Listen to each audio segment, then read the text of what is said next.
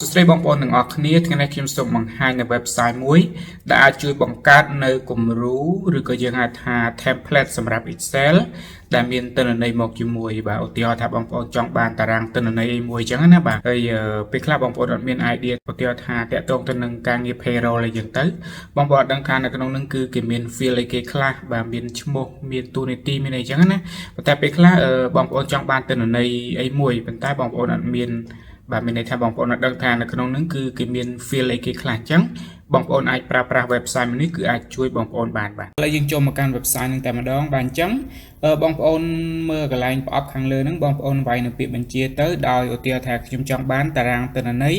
សម្រាប់ការងារ payroll បាទយើងគ្រាន់តែវាយប៉ុណ្ណឹងទៅអត់បាច់ចាំបញ្ជាក់ថានៅក្នុងនឹងគួរមានអីគេខ្លះទេបាទខាង website គឺគេដឹងហើយថាសម្រាប់ការងារ payroll ហ្នឹងគេត្រូវ generate អីគេខ្លះឲ្យយើងអញ្ចឹងណាបាទបន្តមកទៀតបងប្អូនចុចទៅលើប៊ូតុង generate with AI បាទបន្តមកវានឹងបង្ហាញនៅ file Excel ដែលយើងអាច download បានអញ្ចឹងណាអញ្ចឹងបងប្អូនចុចលើប៊ូតុងនឹងម្ដងទៀតអូខេឥឡូវឃើញថា browser បានទាញយកនៅទិន្នន័យ Excel នឹងរួចរាល់ហើយបាទឥឡូវយើងទៅបើកវាមើលតែម្ដងបាទអញ្ចឹងនេះគឺជាតារាងទិន្នន័យ payroll ដែលក្នុងនោះគឺគេមាន employee ID មាន name មាន position department salary bonus បាទ total cam អានេះ cam នឹងអីគេខ្ញុំមិនដឹងកតុយវាមិនអញ្ចឹងណាបាទមានពន្ធមានអីផ្សេងៗយ៉ាងទៅបាទអញ្ចឹងឃើញថាវាពិសេសជាង website មុនដែលខ្ញុំបានបង្ហាញហ្នឹងគឺ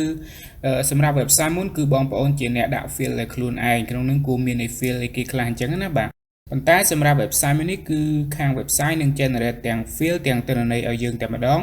ដែលឲ្យបងប្អូនពិបាកស្មុគស្មាញដើរស៊ូគេស៊ូឯងឬក៏ search នៅក្នុងបាទ Google ឬក៏ឲ្យ AI ជួយថានៅក្នុងនឹងគួរមាន field អីគេខ្លះអញ្ចឹងណាបាទអញ្ចឹងសម្រាប់ website នេះគឺ generate មក complete ឲ្យយើងតែម្ដងអូខេតោះឥឡូវយើងទៅ generate ទិន្នន័យផ្សេងទៀតបាទដែលខ្ញុំចង់បាននៅទិន្នន័យពិតប្រាកដមួយតាក់ទងទៅនឹងទំហំផ្ទៃដីនៃប្រទេសដែលគេ generate ឲ្យអញ្ចឹងណាបាទអញ្ចឹងគេថាខ្ញុំចង់បានបាទឈ្មោះប្រទេសហើយនឹងបាទទំហំផ្ទៃដីជាក់ស្ដែងអញ្ចឹងណាបាទឥឡូវយើងទៅ save នៅពាក្យបញ្ជាចូលបាទបងប្អូនចុច generate អូខេនេះគឺជាលទ្ធផលគឺខ្ញុំសូមកាត់ខ្លះអញ្ចឹងណាបាទខ្ញុំអត់ចូលកន្លែង download ទេគឺខ្ញុំចូលទៅដល់លទ្ធផលតែម្ដងបាទនេះគឺជាឈ្មោះប្រទេសប៉ុន្តែវាអត់បានទាំងអស់ទេដោយសារតែ website នេះ free បាទអញ្ចឹងហើយ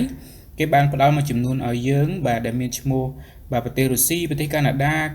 ប្រទេសឆៃណាអញ្ចឹងទៅបើសិនជាបងប្អូនចង់បានដល់ប្រទេសខ្មែររបស់យើងប្រហែលជាបងប្អូនត្រូវបញ្ចូលពាក្យបញ្ជា include Cambodia អញ្ចឹងទៅ